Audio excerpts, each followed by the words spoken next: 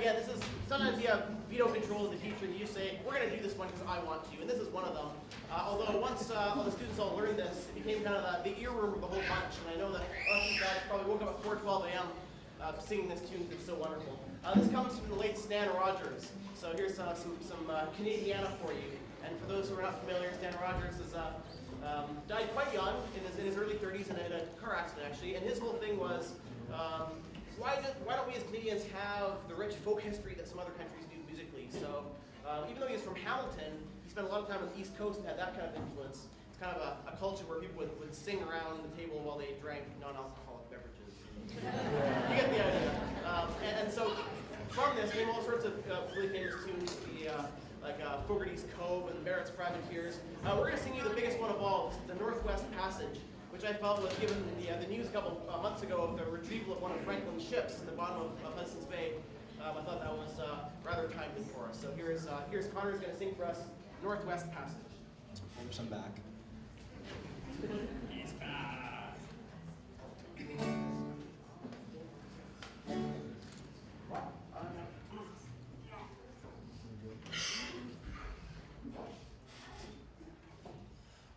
For just one time, I would take the Northwest Passage to find the hand of Franklin reaching for the Beaufort Sea, tracing one warm line through a land so white and savage, and make a Northwest Passage to the sea.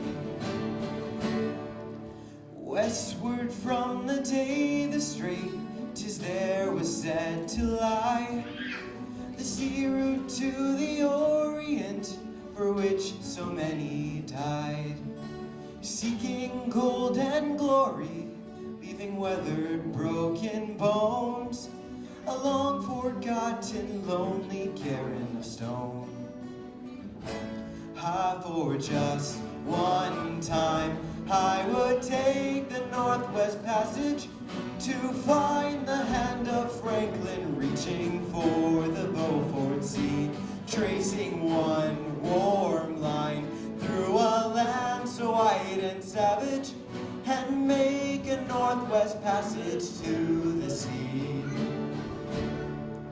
3 centuries thereafter, I take passage overland in the footsteps of brave Kelso, where a sea of flowers began, watching cities arise before me, then behind me sink again.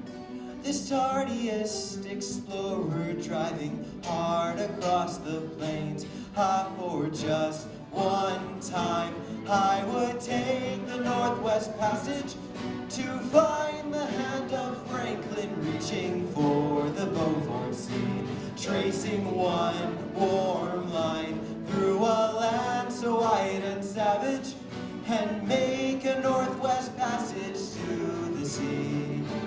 And through the night behind the wheel, the mileage clicking west, I think upon Mackenzie, David Thompson and the rest, who cracked the mountain rampart and did show a path for me to race the roaring Fraser to the sea.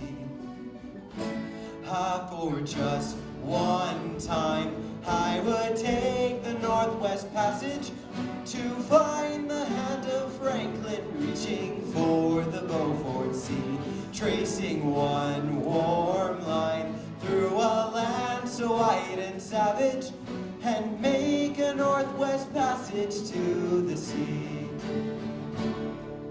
How then am I so different from the first men through this way?